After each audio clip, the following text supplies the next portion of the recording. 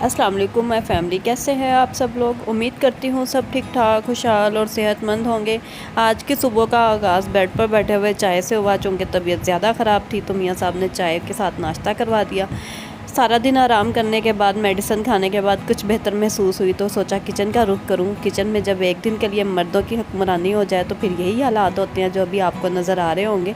No doubt, बेशक helpful बहुत ज़्यादा है हस्बैंड, वो हर काम कर लेते हैं। रात का खाना इवन दैट उन्होंने खुद ही बनाया तो क्योंकि तबीयत ज़्यादा ख़राब थी। लेकिन ज़ाहिर बात है जो क्लीनिंग एक फ़ीमेल ने कर लेनी है वो मेल तो नहीं कर पाते। तो इसी वजह से शुक्रिया उनका एक दफ़ा में अदा करेंगे कि भाई बीमार होते हैं तो हमें घर वालों को ज़्यादातर होता है कि खाना जो है वो प्रॉपर टाइम पर मिल जाता है बिकॉज़ ऑफ मियाँ जी। तो थैंक यू मियाँ जी पहले तो। फिर जी हम लोगों ने किचन की पहले सफाई का काम निपटाया, जल्दी जल्दी से चूल्हे वाली एरिया जो शेल्फ़ था वो साफ़ की, किचन की सिंक साफ़ की सारी।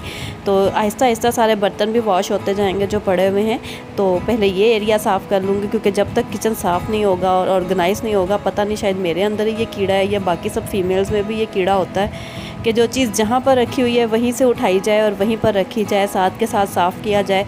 डस्टर जो किचन में मौजूद है ये कोई दिन में 600 दफ़ा धुलता है और 600 दफ़ा फिर से गंदा हो जाता है, सिर्फ इसी वजह से कि चूल्हे के ऊपर या शेल्फ़ काउंटर के ऊपर कहीं पर भी थोड़ा सा भी दाग है तो उसी वक्त इसको साफ़ कर लिया जाए, ताकि जो आपको डीप क्लीनिंग करनी पड़े तो उसमें ज़्यादा मुश्किल ना हो।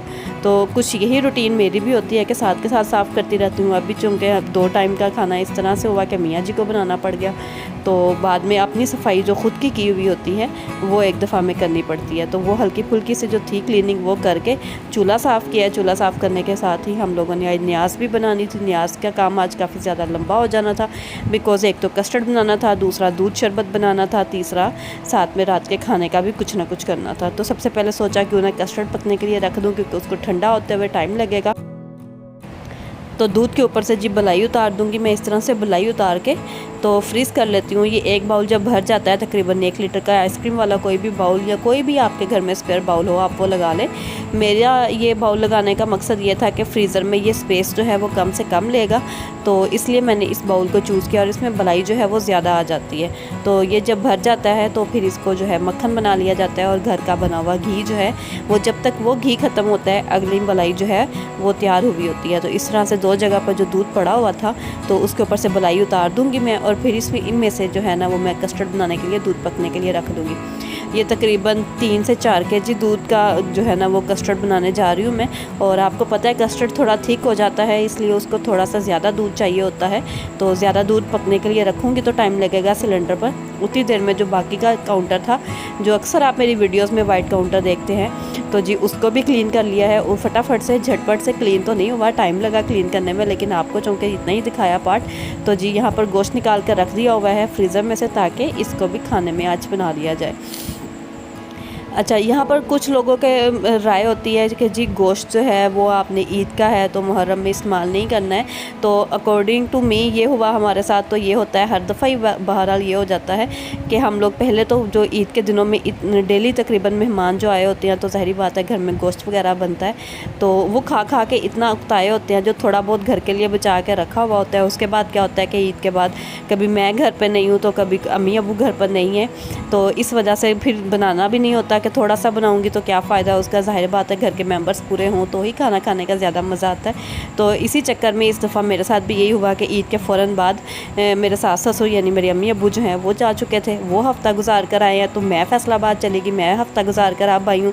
तो अभी भी जो है मेरी मदर इन लॉ जो है वो घर पर नहीं है, लेकिन आज जो है ना वो बड़ी हिम्मत करके मियाँ जी को मनू के जो है वो गोश्त का सालन बनाने की तैयारी की है।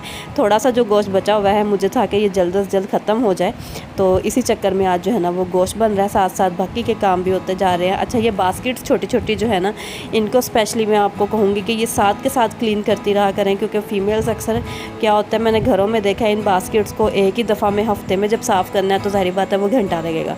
अगर आप इसी को रूटीन के साथ साफ़ करती जाएंगी तो वो जल्दी जल्दी साफ़ हो जाएगा। जो गोश्त का पैकेट होता है वो भी मेरा ये दूसरे पैकेट्स होते हैं और ये मैं इन्हें एक ही दफ़ा में जो है ना यूज़ करके नहीं फेंकती हूँ, बल्कि मैं इन्हें इस तरह से अच्छे से साबुन के साथ वॉश करके ड्राई कर लेती हूँ। ड्राई करने के बाद ये मल्टीटास्किंग जो है ना वो हम लोगों के लिए ये शॉपिंग बैग्स यूज़ हो जाते हैं। इसके बाद भी इसमें कोई ना कोई चीज़ स्टोर कर सकते हैं हम लोग फ्रीज़र में।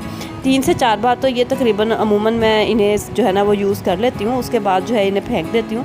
तो फटे तो फेंकना पड़ता है, अदरवाइज़ जब मैं अकेली हूँ तो ज़ाहिर बात है मैंने तो उतनी ही केयर के साथ उसको खोलना और करना होता है। जितनी देर में ये बातें हो रही हैं साथ साथ बर्तन वॉश हो चुके हैं। अब जो डस्टिंग वाला कपड़ा है उसकी शामत आ गई, तो जी सर्फ़ के साथ इसको अच्छे से इस तरह से डिब्बी में मैंने सर्फ़ डाल के रखा हुआ होता है। लेकिन 2 दिनों से किचन से गायब थी तो इसमें भी थोड़ा सा पानी ऐड हो गया हुआ था कहीं।